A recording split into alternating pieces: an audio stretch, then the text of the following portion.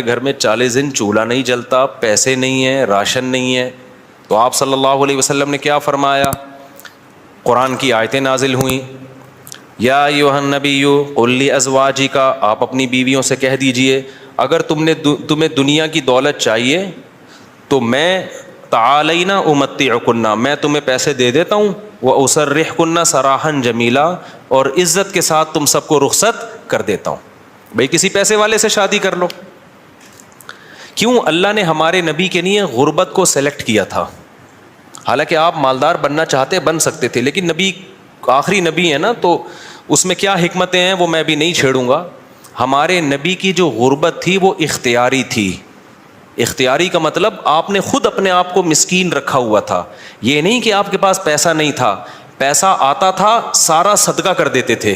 صبح آیا شام تک نہیں بچا، شام کو آیا صبح تک نہیں بچا، لیکن مجھے اور آپ کو اس طرح کرنے کی شریعت میں اجازت نہیں ہے کہ آج سے پتہ چلے آپ نے سارے بینک خالی کیے، سارا سونا وونا گھر کے پلاٹ کی فائلیں والے بیچ باچ کے تمبو لگا کے روڈ پہ آ کے بیٹھ گئے اور بیگم سے کہہ رہے ہو رہنا ہے اسی طرح رہو تمبو میں ورنہ نکلو۔ یہ آپ کو اجازت نہیں ہے۔ کیوں نہیں ہے؟ یہ ٹاپک نہیں ہے میرا، کیونکہ میں نے اگر اس ٹاپک پہ چلا گیا تو یہ جو ٹاپک آج لے کے چل رہا ہے وہ چینج ہو جائے گا۔ بس ابھی فی الحال یقین کر لیں کہ مولوی صاحب اگر کہہ رہے ہیں تو علم کی بنیاد پہ کہہ رہے ہوں گے۔ تو یہ نبی کے لیے اللہ نے اس طرز زندگی کو سیلیکٹ کیا ہے، میرے اور آپ کے لیے یہ نہیں ہے۔ ہمارے اور آپ کے لیے یہ کہ تمیز سے اچھے بچوں کی طرح کماؤ، کچھ جمع بھی کرو، خرچ بھی کرو، گھر والوں پہ ہاتھ بھی کھلا رکھو، اچھے بچوں کی طرح اس طرح سے زندگی گزارو، فنٹر بننے کی کوشش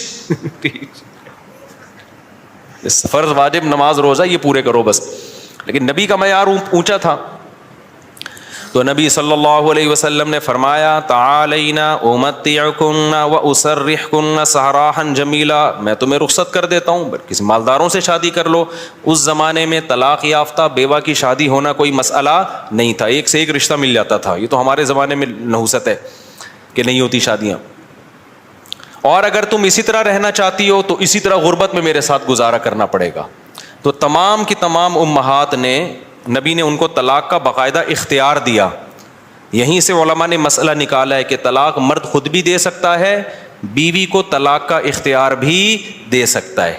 اگر مرد اپنی بیوی سے کہہ دے کہ میں نے تجھے طلاق کا اختیار دیا تو یہ اختیار عورت کے پاس بھی آ جاتا ہے، پھر وہ اپنے اوپر طلاق واقع کر سکتی ہے۔ اس سے بھی پتہ چلتا ہے کہ عدالتی خلا جو آج کل چل رہا ہے اس میں اسلام میں اس کی کوئی حیثیت نہیں ہے، کیونکہ مرد جب بیوی کو رائٹ دے گا تو ہوگا، کورٹ کے دینے سے نہیں ہوتا۔ جج صرف اپنی بیوی کو طلاق دے سکتا ہے، دوسروں کی بیویوں کو جج طلاق نہیں دے سکتا۔ یہ بار بار بیان کرتا رہا ہوں میں، کیونکہ اب دنیا کا نظام چینج ہو رہا ہے، ہر جگہ ایسا ہی ہو رہا ہے، یہ جو آج کل سسٹم چینج ہو گیا نا۔ تو اب کیا ہے، اللہ یہ کہ چند صورتوں میں جج بھی دے سکتا ہے، وہ الگ ٹاپک ہے۔ تو نبی صلی اللہ علیہ وسلم نے طلاق کا باقاعدہ اختیار دے دیا، یہ نہیں کہا کہ تم چاہتی ہو تو میں تمہیں طلاق دے دیتا ہوں، نہ، باقاعدہ رائٹ دے دیا کہ اپنے اوپر واقع کر لو۔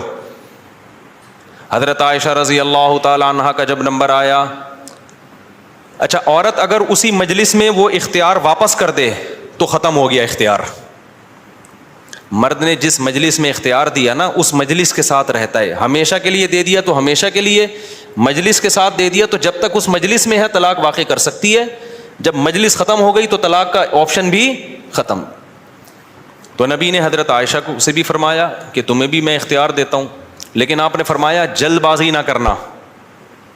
کیا مطلب؟ جلدی میں یہ نہیں کہہ دینا کہ بھئی مجھے نبی قبول ہیں، ایسا نہ ہو، کم عمر تھی نا حضرت عائشہ، ایسا نہ ہو جلد بازی میں فیصلہ کرو پھر دوبارہ کل فاقے پڑیں، پھر بولو بھائی کہ یہ میں نے فیصلہ کیا تھا، غلط کر دیا تھا۔ اس لیے آپ نے فرمایا اپنے گھر میں پہلے مشورہ کر لو، حضرت عائشہ سے فرمایا اپنے گھر میں جا کے مشورہ کر لو، مشورے کے بعد سوچ سمجھ کے ایک رائے قائم کرو کہ اسی فقر و فاقہ میں 40 دن چولہا نہیں جلے گا، اسی میں گزارا کرنا ہے یا مجھ سے طلاق لے کے کہیں اور شادی کرنی ہے، جلدی میں فیصلہ نہ کرو۔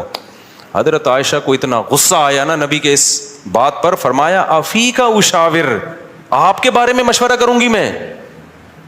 یعنی پیغمبر کے بارے میں اپنے ابا اماں سے جا کے مشورہ کروں گی کہ رہنا کہ نہیں رہنا؟ مطلب کوئی مشورہ نہیں کرنا، رہنا ہے۔ یہ جو غیر مسلم طنز کرتے ہیں نا کہ پیغمبر نے شادی کی اتنی کم عمر میں، اتنی بڑی عمر میں ایک نوعمر لڑکی سے، تو اس نو عمر لڑکی کو طلاق کا اختیار دیا جا رہا ہے اور وہ کہہ رہی ہے کہ آپ کے بارے میں نے کسی سے مشورہ نہیں کرنا. یہ سوال ہی غلط ہے. افیک اشاور, یہ کیسے ہو سکتا ہے؟ آپ جیسا شوہر مجھے کہاں ملے گا؟ کوئی مشورہ نہیں, آپ کے ساتھ ہی رہنا ہے. تو یہ غیر مسلم جو اعتراض کرتے ہیں نا نبی پر, یہ مدعی سست اور گواہ چست. جس کے حق کی بات کر رہے ہیں حضرت عائشہ کی کہ معاذ اللہ ان کے ساتھ ظلم ہو گیا کہ کم عمر میں اتنی بڑی عمر سے شادی کرا دی ان کی. اس کم عمر کو تو یہ احساس نہیں ہو رہا, ان کو تو یہ ہو رہا ہے کہ اس سے اچھا رشتہ میرے لیے اس کائنات میں کوئی نہیں ہے. ہندو اور عیسائی کو اعتراض ہو رہا ہے کہ بچی پہ کیا ہو گیا؟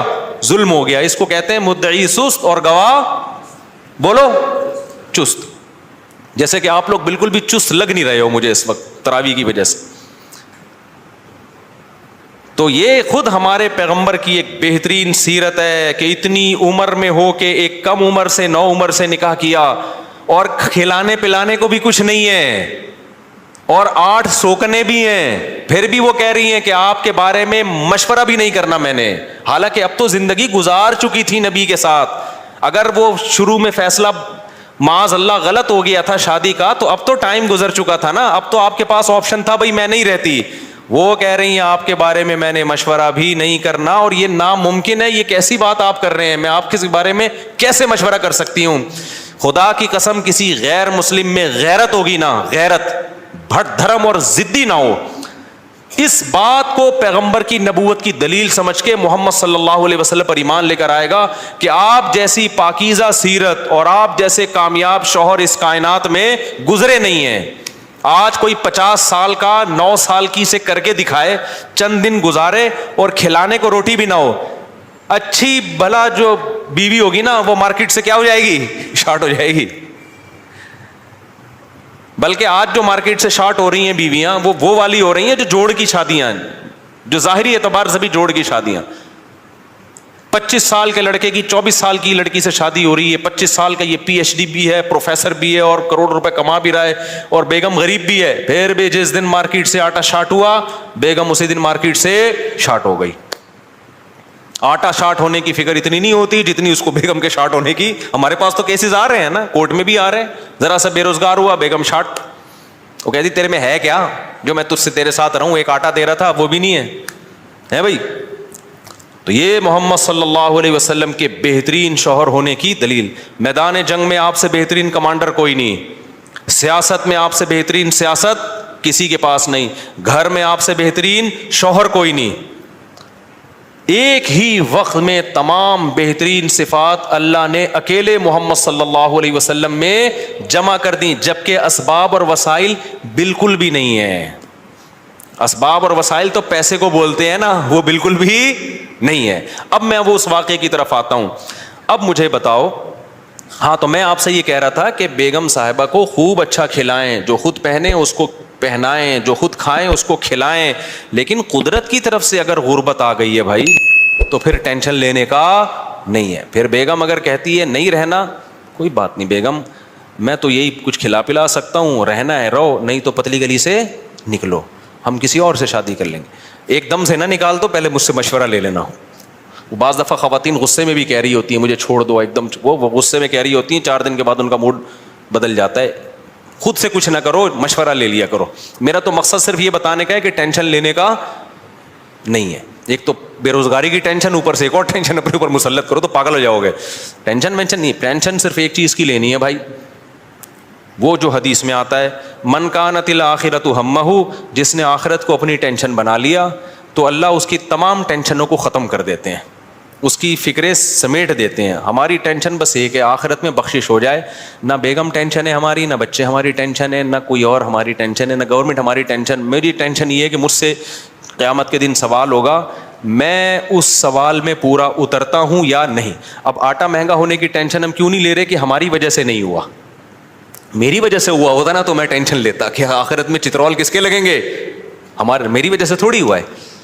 اب اگر ہمارے پاس مسائل ہیں تو مہنگا آٹا خریدیں گے, وسائل نہیں ہیں تو بیگم کو بولیں گے پاپے چائے میں ڈبو کے, پاپے بھی آٹے کے بنتے ہیں. آہستہ آہستہ, اللہ نہ کرے ہمیں وہ حالات نہ آئیں, ابھی تو اللہ کھلا پلا رہا ہے, لیکن اگر اللہ نہ کرے خدا نہ خواستہ ایسے حالات آئیں تو بھائی وہی گزارا کرو, 2-3 کھجوریں کھا لیا کرو صبح شام. مرتا نہیں ہے بھوک سے اتنی جلدی انسان, اور جب آپ بھوکے رہو گے نا ایک دم کولیسٹرول کم ہوگا, جوان ہو جاؤ گے. میں آپ کو بتاؤں, ابھی تو ڈاکٹر کہہ رہے ہیں کہ بھوکا رہنے سے بہتر کوئی جوان ہونے کا نسخہ نہیں ہے, تو ڈاکٹر بھی اس طرف آ گئے ہیں, اگرچہ کھا دبا کے رہے ہیں, وہ بھی مشورے اس طرح کے دے رہے ہیں. تو خیر اب دیکھو حضرت ابو سعید خدری رضی اللہ تعالی عنہ نبی کے پاس آئے, سارا گھر لٹا دیا. ایسے موقع پہ جب کوئی آئے گا تو اس کو کیا مشورہ دیا جائے گا؟ بھائی سب سے زیادہ ان کو راشن دیا جائے, تسلیاں دی جائے. لیکن نبی کے سامنے آئے, ہاتھ پھیلایا, یا رسول اللہ میری ماں نے بھیجا ہے, باپ بھی شہید اور بھائی بھی شہید, اور احد میں آپ کی خاطر شہید ہوئے ہیں, آپ نے کہا تھا لڑائی کے لیے جاؤ. نبی نے فرمایا من یستعفف یعفہ اللہ, یاد رکھو جب تک آخرت میں ایمان نہیں ہے نا, غیرت کے علاوہ سب کچھ آئے گا آپ کے اندر. میں نے بڑے بڑے لالچی لوگ دیکھے, داڑیاں ٹوپیوں والے, ایسے نور ان کے چہروں پہ برس رہے ہوتے ہیں نا, آدمی کہتا ہے پتہ نہیں کہاں سے نور کی کریمیں لگائی ہیں اس نے. ایسے مکار لچڑ ہوتے ہیں نا کہ آپ کی سوچ ہے مذہب کا منجن بیچتے ہیں. میں نام لے لے کے بتا سکتا ہوں کون کون یہ کام کر رہا ہے, لیکن فتنہ کھڑا ہو جائے گا. نام لے کے بتا سکتا ہوں کون داڑھی ٹوپی کا منجن بیچ رہا ہے. ایسا نیک لگے گا جیسے اس سے وہ بات ایسی کرے گا وہ اللہ رسول کے علاوہ کوئی بات ہی نہیں.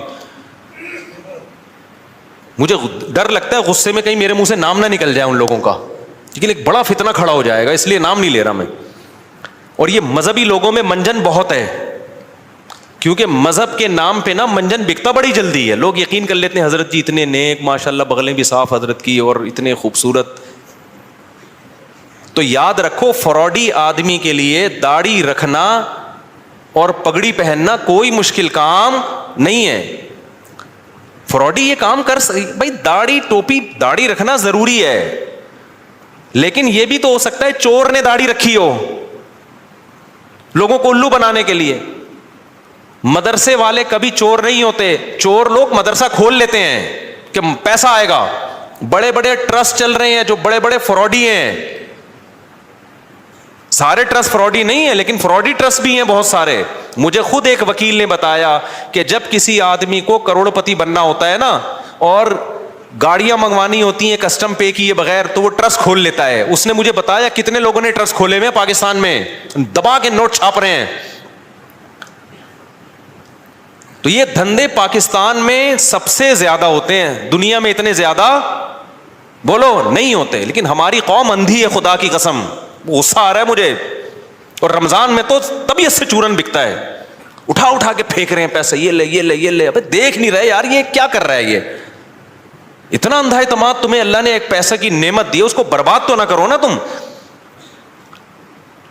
ایک اور کام رمضان میں ذہن میں رکھو, موضوع سیٹ رہا ہوں فوراً آ رہا ہوں پھر اس طرف. ایک اور کام, کیونکہ رمضان میں منجن زیادہ بکتا ہے. دیکھو دینی مدرسوں کا جتنا میں قائل ہوں نا آپ نہیں قائل. میں اگر یہاں بیٹھا ہوں تو مدرسوں کی وجہ سے بیٹھا ہوں, اللہ مجھ سے جو ٹوٹا پھوٹا دین کا کام لے رہا ہے. لیکن مدرسے میں چندہ دینے سے پہلے سوچو یہ قابل اعتماد مدرسہ ہے یا نہیں ہے. بہت دفعہ ایسا ہوتا ہے کہ آپ کو میں پیسہ کمانے کا طریقہ بتا رہا ہوں, غلط طریقہ. آپ اگر بے روزگار ہیں نا, پاکستان میں بے روزگاری ایک بہت بڑا مسئلہ ہے, لیکن یہ مسئلہ میں آپ کا 2 منٹ میں کیا کر رہا ہوں ختم کر. جہنم میں تو جاؤ گے لیکن مسئلہ بے روزگاری کا ختم ہو جائے گا. آپ نے کیا کرنا ہے, آپ نے ایک زمین خریدیں, وہ بھی چندے کے پیسوں سے, ٹھیک ہے نا, کہ بتائیں میں ایک مدرسہ کھولنا چاہتا ہوں. اس سے پہلے آپ کو داڑھی رکھیں, آپ داڑھی, کیونکہ لوگ پھر اس پہ زیادہ اعتماد ہے, اور پگڑی باندھیں. مولانا طارق جمیل صاحب کے ساتھ 6 سیلفیاں, مفتی طارق مسعود صاحب کے ساتھ 7 سیلفیاں. مفتی صاحب کے پاؤں دبائیں, میرے پاؤں دبائیں, سر میں مالش کر کے چپکے سے ویڈیو بنائیں کہ دیکھو میں مفتی صاحب کی خدمت کر رہا ہوں, میں گلے مل رہا ہوں, ویڈیو بنائیں. مولانا طارق جمیل صاحب کو ہدیہ دیتے ہوئے ویڈیو بنائیں, ٹھیک ہے. ایک بیان ان سے اپنے حق میں کروا لیں گے, بہت اچھا ہے, آدمی بیان تو کر ہی دیتا ہے نا. میرے پاس بھی کوئی آئے گا, اچھا ہی لگ رہا ہے بھائی, اچھا ہے ماشاء اللہ. چند چیزیں اس طرح, ڈاکٹر ذاکر نائک سے ملاقات ہو جائے تو سبحان اللہ, ایک آدھ سیلفی وہاں سے لے لی آپ نے. اور پھر آپ نے کیا کیا ہے, 1-2 دفعہ غریب کو گلے ملتے ہوئے رو لیں, پیاز کاٹ کے جائیں, آنسو پہلے نکلیں گے, ایک دم رو کے ایک تصویر بنا لیں, غریب کو مل کے رو رہے ہیں. بہترین, خدا کی قسم ایسا طریقہ ہے نا, تم نوٹ تمہارے پاس نا رکھنے کی فرصت نہیں ہوگی, یار کدھر رکھوں, تھیلے بھر گئے سارے. اس کے بعد آپ نے کیا کرنا ہے, آپ نے اناؤنس کرنا ہے میں ایک مدرسہ بنا رہا ہوں, یتیم خانہ کھول رہا ہوں. آپ نے 4 دیواری کھڑی کی, اس میں 4-6 یتیم بچے, آپ جائیں وہاں سے کچھ بچے ادھار لیں. ادھار کا مطلب کوئی اپنے بچے دیتا تھوڑی ہے, ان کو بولیں کہ ہم کچھ دن ان کو کھلائیں گے پلائیں گے, تو مائیں دے دیتی ہیں چلو یار کچھ دن کیا, وہ قرآن بھی پڑھائیں گے تو قرآن پڑھ رہا ہے اس بہانے. یہ آپ کو پتہ ہے, اللہ کو پتہ ہے. وہ 4-6 یتیم بچے جو شکل سے بھی یتیم لگ رہے ہوں, اور اگر یتیم نہ بھی ہوں تو وہ بچے جو لگ رہے ہوں یتیم شکل سے, بعض یتیم ہوتے نہیں ہیں لگتے ہیں یتیم, اللہ کی طرف سے ڈیزائننگ کچھ اس طرح کی ہوتی ہے, ٹھیک ہے, وہ لگ کیا رہے ہوتے ہیں, یتیم لگ رہے ہوتے ہیں. رمضان میں بہترین بزنس. تو آپ نے وہ 4 دیواری میں 8, 10, 15, 20 جتنے ہو سکے ایک بھی لے آؤ گے نا تو دھندا تو چلنا شروع ہو جائے گا. وہ یتیم بچے لا کے ڈال دیے. پھر اس کے بعد آپ اپنی 2-4 نمازوں کی تصویریں دعا مانگتے ہوئے, ٹھیک ہے نا, اور پھر آج کل خلافتیں بھی مل جاتی ہیں, ایک آدھ بزرگ کے تھوڑا سا کچھ آپ جو 2 نمبر قسم کے بزرگ ہوتے ہیں ہدیے ودیے دیے اور تھوڑا سا خلافت لے لی. وہاں سے اس کے بعد پھر میرے بھائی اب جو آپ کے پاس پیسہ آئے گا نا, آپ آگے آگے اور پیسہ آپ کے پیچھے پیچھے. لوگ کہیں گے یار یہ میری طرف سے بکرا, 10-10, 20-20 لوگ بکرے لا رہے ہوں گے, 9 بکرے آپ کے گھر میں, ایک بکرا کاٹ کے بچوں کو کھلا دو. لوگ سمجھ رہے ہوں گے دیکھو بکرا کھلا رہا ہے نا, یہ لوگ یہ تھوڑی دے رہے ہوں گے کم بخت کھلا کتنا رہا ہے, اور 9 تو گھر میں پہنچائے ہیں اس نے, اور وہ قصائیوں سے ان کے رابطے ہیں, وہ بک رہے ہیں مارکیٹ میں. گاڑیاں بڑی بڑی لینڈ کروزر جیسی گاڑیاں, بھائی کس کی, مدرسے کی گاڑی ہے بھائی, تیرا ابا تو سائیکل بھی نہیں چلاتا تھا, تیرے پاس اتنی بڑی گاڑی کہاں سے آ گئی, تو کون ہوتا ہے مجھ سے پوچھنے والا, وہ یہ جواب دے گا آگے. ایسی لگژری لائف ہوگی نا. ان 6 یتیم بچوں کو ادھار لیا تھا واپس کر کے, اب سچی مچی کا یتیم آنا شروع ہو جائیں گے.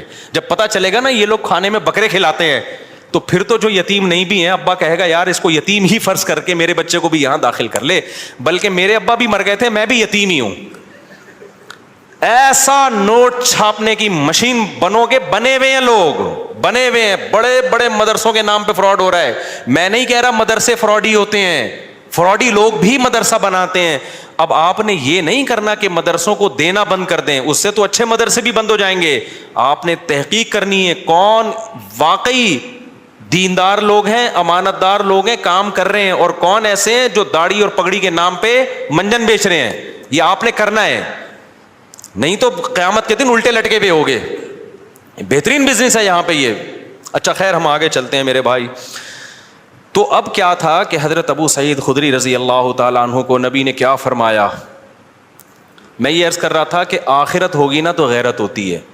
یہ بہت بڑی اللہ کی نعمت ہے کہ آپ کا ہاتھ اللہ کے سوا کسی کے سامنے نہ اٹھے.